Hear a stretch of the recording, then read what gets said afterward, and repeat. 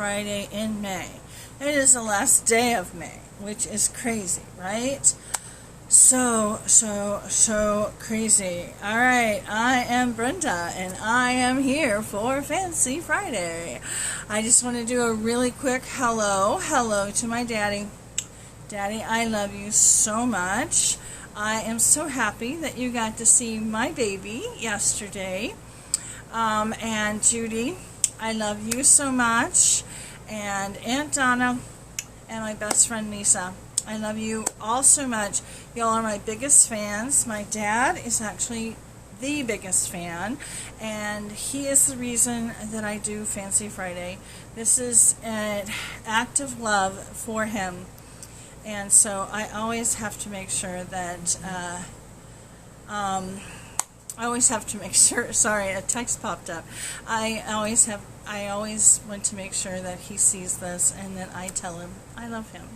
So I don't get to see him very often, and Judy, his wife, always makes sure that he's able to watch my videos. Alright, so all of that is over, so now let's talk about Fancy Friday and what Fancy Friday is. So what is Fancy Friday? Fancy Friday, the short of it is that Fancy Friday is just a day that I picked to get dressed up and show you my outfit.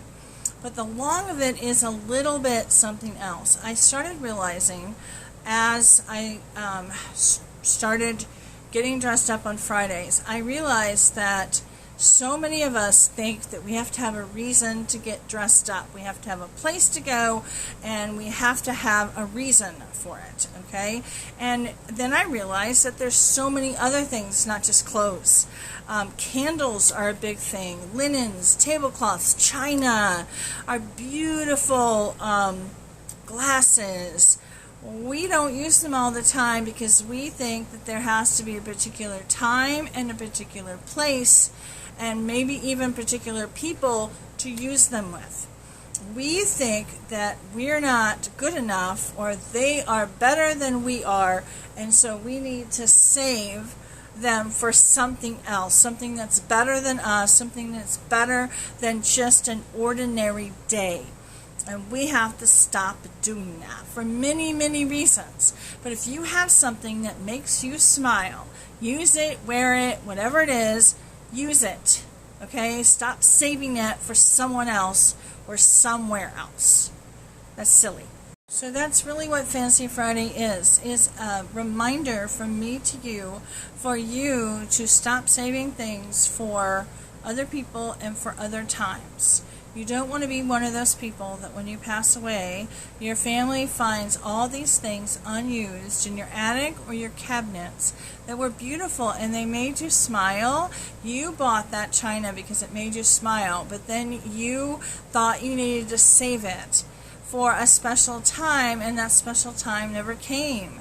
Oh, I need to save it for a party. A party comes. Oh, no, I need to save it for a bigger party. You have a bigger party. No, it needs to be a really, really special party. And the next thing you know, it was never used because it wasn't an event good enough or big enough for you. And we do this with all kinds of things. You need to find the things that make you smile, and you need to use them for you. You can still use them for your company. You can still use them for other people or special times. You can still use them for those. But I want you to pull them out and use them for you too. Because I don't want you to waste a moment. Tomorrow's not guaranteed. You know that. I know that. Start using it now, instead of not using it and then regretting it. You get to the end of your life and you never used it. Alright, so now it's time to see my dress. If you've been watching long, you will know, you will recognize this dress, I think. I think it's a cute dress. For spring, it probably should be no sleeves for me, but it's not long sleeves. This is cute. It's a cute color. I thought I would put it with my pink belt. It does have pockets, and I have to say that the pockets kind of hit me here and make my hips look wide.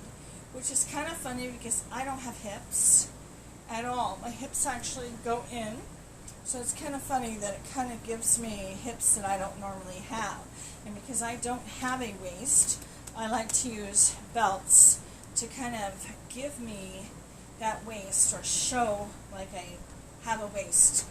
Depending on where you're wearing this with, ballet flats, which I showed you last time, I'm wearing barefoot here. Even flip-flops would look really cute with this, but you can also go with some high heels if you want to as well. I kind of like to go casual in the spring, unless I'm going somewhere a little fancy, but you can fancy this up, and then you can also down it to even just wearing to the beach over your bathing suit kind of thing. So I think it's cute for spring. Alright, so that's today's dress. You'll have to tell me what you think about it. And now it's time for my favorite products. Okay, so once again I have two, and once again one of them is a book. Now this is a different book for me. I have never read this author, Kristen Perrin, and it is called How to Solve Your Own Murder. It is a mystery. I think I read that this is like number one of, now I can't find it, of like a Cove mystery or something. No, I thought it said it on the front, but it does not. Castle Knoll, I think Castle Knoll. So I think there may be more that's coming about this area, which I think is a really, really good idea. So the premises is that Frances is 16 years old, and this is way back when in the 60s, and she and her friends go see a fortune teller, and the fortune teller tells her she's going to be murdered. She doesn't say when. She gives her this poem that she's trying to figure out, and she goes through life kind of making things difficult for other people. She's always calling the cops. And okay, so anyway, she has these clues. One of them talks about dry bones. One of them talks about the right daughter. I think about 4 or 5 years after that, one of her best friends ends up being killed. She actually has disappeared, but I think they assume that she's dead. Anyway, so she's trying to solve that murder along with her own murder, okay? So she has these murder boards in her house, and she has all these things, you know, who she thinks did it, who that she has crossed off that probably wouldn't have done it or couldn't have done it. And she gets dirt on everybody. So she has files upon files upon files of every single person in her town. So, and she has some files that aren't alphabetical by person. She'll have things like a big file, adultery. So she knows everybody in town who's committed adultery. So as she goes through her life, knowing that she's going to be murdered someday and trying to solve it or stop it, she has gained some enemies because she knows everything that's going on with everybody in town. Crazy, right? Anyway, she ends up dying 65 years after she was given that fortune. And she was indeed murdered. Originally, she was planning on leaving all of her mighty estate to her niece, and she told her that, so we assume that she really was going to. And then right before she dies, she actually changes it and leaves it to her great niece, so her niece's daughter, who's never even met her. And she goes up to meet her to find out why she's changed it, and that's when she was murdered, before she even got to meet her. And so basically the estate is between her and her great aunt's husband. She's a widow. He passed away, his nephew. But they have to solve the murder first. So whoever solves it then gets the money, gets everything. If they don't solve it within that week, then it's gone, and it goes to someone else for him to sell, piece by piece, to turn this whole beautiful castle and knoll, to turn it into like housing and things that the whole town is going to hate. And so you learn about the great niece, you learn about her life, and you also learn about Frances and her life from when she was 16 on up. And learning all of that can help you try to figure out who did it and who killed her friend all those many years ago. So the only thing that I really wished about the book was so good. The only thing I wished about the book was that we would have learned more about her husband. Like, what kind of husband was he? We knew when he met her, and I'm not sure that I was a fan of him, but they didn't talk about what kind of husband he was, and I really would have liked to have known that. But again, it looks like there's more books surrounding this.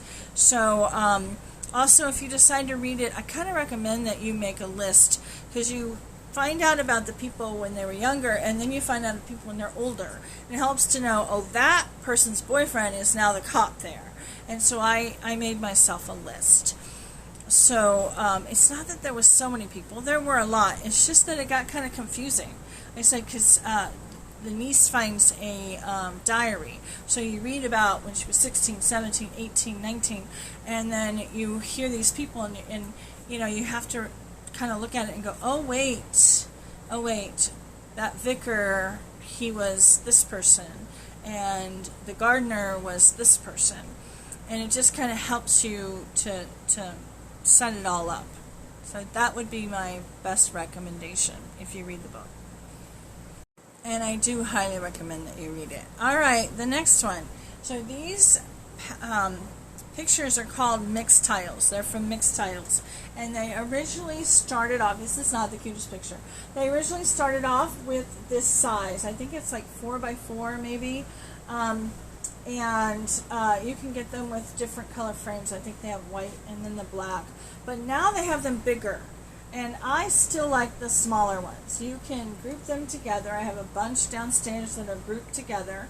Or you can put them, I have some places where they're like, I have a Lonnie when she was baby, like baby down one wall. They stick. You don't have to worry about nails or anything. They stick. You pull this off and you stick it to the wall. I have been told sometimes if you reuse them, you know, move them different places, the sticky stuff will not be so sticky. You can contact them and they will give you something to help it stick back on. And so I know that if you've been watching me, I've showed you these before, probably a year or two ago, but I do really love these, and they're so cute. This is another one. This was taken this past November for my Christmas cards. They are high quality and they are so cute. So you can put them like this or however you want to put them on your wall. And the great thing is you can almost always find a coupon or some type of a sale they're having. Alright, so this is the end of Fancy Friday. I am sorry it is so late. Depending on where you are, this is going to be after Friday. It'll be Saturday, really early in the morning. Like if you're in Florida where my dad is, it's already like 12:15. I am really sorry. I spent the day swimming and then eating with Alani, and then Alani came over to play. And I let the time and the day get away from me. So sorry about that. Alright, goodbye, Daddy. I love you so much. I hope to see you soon. I hope you're feeling okay. Judy, I love you. Thank you so much for all you've done. Aunt Donna, I love you. Lisa, I love you. Thank you all so very much. And I hope you enjoyed this Fancy Friday. And I will see you next week, which will be June. Crazy. Alright, bye-bye. Love you all. Bye-bye.